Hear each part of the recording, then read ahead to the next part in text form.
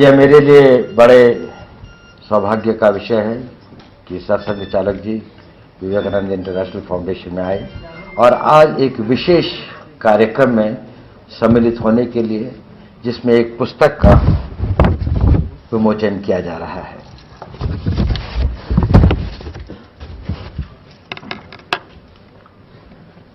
पिछले लगभग 200 सालों में हिंदुत्व और हिंदू राष्ट्र तीन प्रकार की चुनौतियों का सामना करता रहा है। भारत के इतिहास, भारत की फिलॉसफी, भारत की जो धार्मिक संस्थाएं और धार्मिक विश्वास थे, उनके बारे में जो कुछ लिखा, उसका प्रभाव और प्रयास ये था कि इसका एक बहुत ही नकारात्मक छवि भारतीय धर्म के बारे में आगे बढ़ाई जा सके। तो ये एक बड़ी भारी चुनौती रही, चाहे वो मैडम कैथरीन की किताब हो, मदर इंडिया, या बाकी सब वो हो, या और जिन लोगों ने ये कह के कि वो भारत के धर्म ग्रंथों के बारे में, वेदों के बारे में उनका ट्रांसलेशन कर रहे हैं, उनको स्टडी कर रहे हैं, उसके पीछे भी एक बहुत ही एक मैकेनाइज्ड, एक बड़ी मैकेनाइजेशन के अंदर में उसका एक बहुत गलत रिप्रेजेंटेशन किया गया, और उस रिप्रेजेंटेशन का प्रभाव भारत के बाहर, भारत की छवि और भारत के धर्म और भारत की आस्थाओं के बारे में एक बड़ी नेगेटिव है। ये एक स्तर के ऊपर में चुनौती थी जो अभी समाप्त नहीं हुई है। अभी जो नई पुस्तक आई है, जिसके बारे में काफी कंट्रोवर्सी चल रही है, ये उसी परंपरा की श्रृंखला का एक नया रूप है। एक दूसरा था, वो था भारत के लोगों का मनोबल और अपने ही विश्वासों, अपने ही पास्ट, अपने ही उसमें उनकी आस्थाओं को कमजोर करना, और उनको अपने धर्म के बारे में, उनको अपने पूर्वजों के बारे में, अपने इतिहास के बारे में, बजाय इसके कि वो गौरवान्वित हों, उनको एक फीलिंग ऑफ नेगेटिवनेस या फीलिंग ऑफ इंफीरियरिटी उनमें डेवलप की जाए।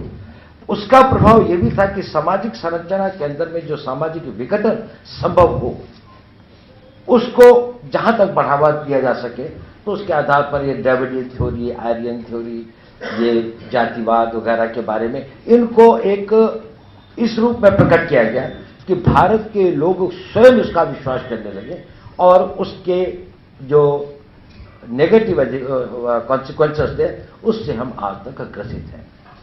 और तीसरा था, राजनीतिक तरीके से इन सब चीजों का लाभ उठाकर देश को एक ऐसी उसमें डालना जिसमें कि ये अपनी स्वतंत्रता के लिए या उसके लिए वो संगठित न हो सके, और अलग अलग तबकों को, अलग अलग हिस्सों को वो ये कर सके। और ये बात चलती रही, और उन्होंने सोचा कि शायद भारत हमेशा के लिए एक उपनिवेशवाद के अंदर में एक परमानेंट कॉलोनी ब्रिटेन की रहेगी। ये बड़ी सौभाग्य की बात है, देश का ही बड़ा वो था कि पिछली शताब्दी के जो 1900 के लेट उसके पीरियड के अंदर में एक नई जागृति देश के अंदर में पैदा हुई। स्वामी विवेकानंद जी, अरविंद वगैरह, इन लोगों ने जो एक जागृति पैदा की, उन्होंने इन तीनों स्तरों पर कोशिश की थी कि हम भारत की छवि को संसार में, हिंदुत्व, हिंदू राष्ट्र की छवि संसार में, अपनी आस्थाओं की, अपनी प्रतिभा की बात सारे संसार तक पहुंचाएं।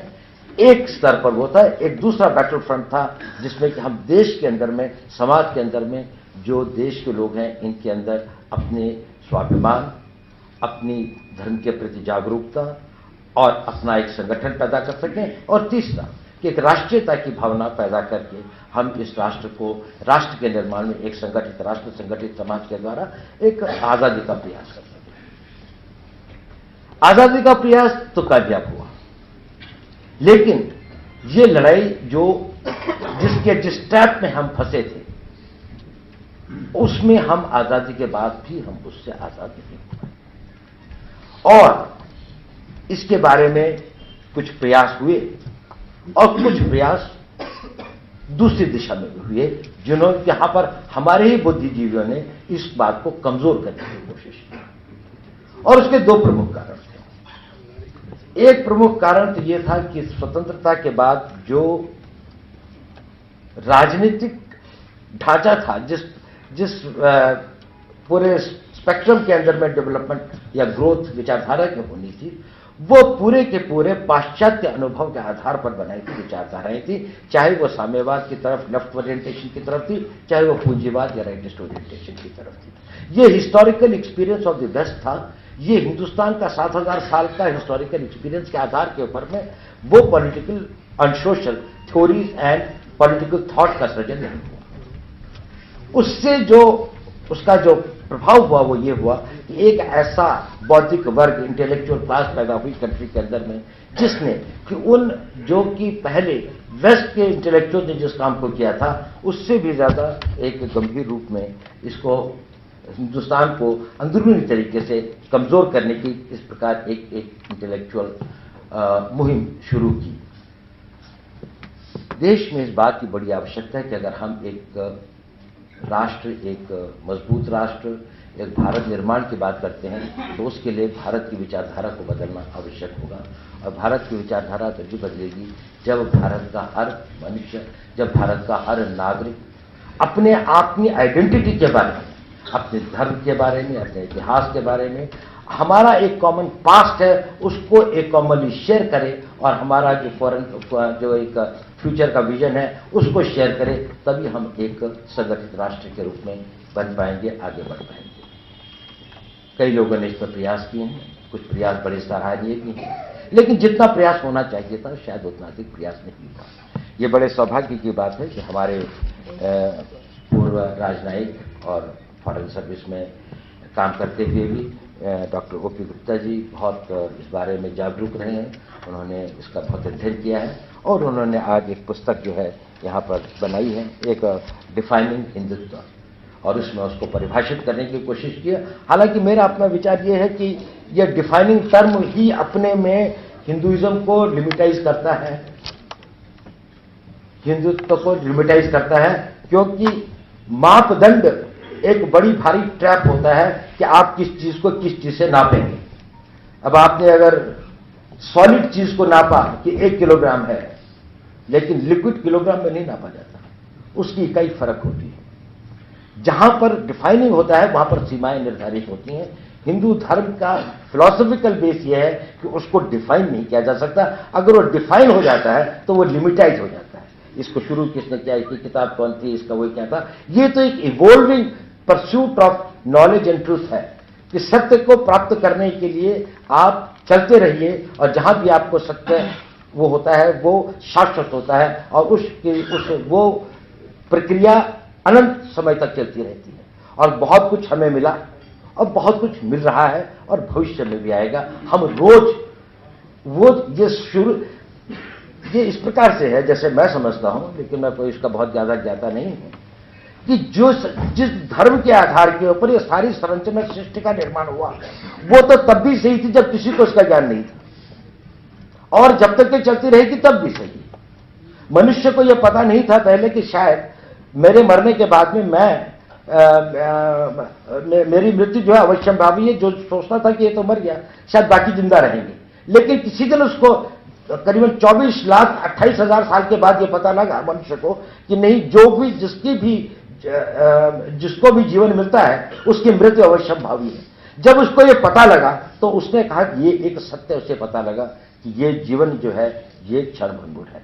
ये नहीं कि इसके पहले ये सत्य नहीं था, सत्य तो पहले भी था। जब इसका ज्ञान हो गया तो उसको हमने एक डॉक्ट्रिन के रूप में माना और ये धर्म का भाग बन गया।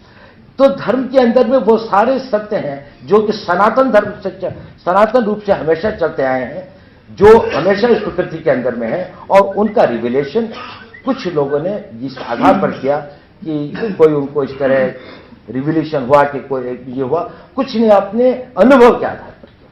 हिंदू उसके अंदर में इवोल्यूशन जो है अनुभव के आधार पर हुआ, लेकिन वो अनुभव केवल भौतिक अनुभव ही नहीं, केवल बौद्धिक अनुभव ही नहीं, वो एक spiritual awakening, the spiritual awareness की भी एक होती, जो कि हम कॉग्निटिव इंटेलिजेंस के बाहर जो हमारी इंट्यूटिव एंड स्पिरिचुअल इंटेलिजेंस है, जिसके आधार के ऊपर में हमारे को अनुभव होते हैं और इन अनुभवों के आधार पर हमें उस ज्ञान की प्राप्ति हुई है। तो ये एक इवॉल्विंग वो है, हम इसको डिफाइन नहीं करना चाहते क्योंकि हम इसके डायनेमिज्म को रोकना नहीं चाहते, इस धारा का प्रवाह को रोकना नहीं चाहते, ये बढ़ता रहेगा। और इसके अंदर में जो चीजें सिद्ध हो चुकी हैं, जो वो हमारे धर्म का भाग है, वो शाश्वत है। जो वेदों में, उपनिषदों में जो चीजों को हम लोगों ने वो किया और आत्मसात कर लिया है, वो हमारी एक धरोहर ही नहीं, वो हमारी हिंदू धर्म की धरोहर नहीं, वो सारी मानवता की धरोहर है, वो सारी प्रकृति की धरोहर है, क्योंकि वो सत्य है, क्योंकि वो सत्य है तो वो शाश्वत है, तो वो सब पर लागू है। इसीलिए जब हम कहते हैं कि जो भी मनुष्य, हमारी हर प्रार्थना जो है वो सारे मानवता के लिए है, हम इस धर्म को एक कंटिन्यूअस एंड यूनिवर्सल मानते हैं और वो सब पर लागू होता है। तो इस बात को बहुत अच्छी तरह से अपनी पुस्तक के अंदर में हमारे एम्बेसडर गुप्ता साहब ने प्रेषित किया है। मैं उनका बहुत आभारी हूं कि उन्होंने विवेकानंद फाउंडेशन में इसका विमोचन करने का फैसला किया और सरसंघ चालक जी ने यहाँ पर आकर इसको करने की वो की। मैं उनसे प्रार्थना करूँगी पुस्तक का विमोचन करें। धन्यवाद।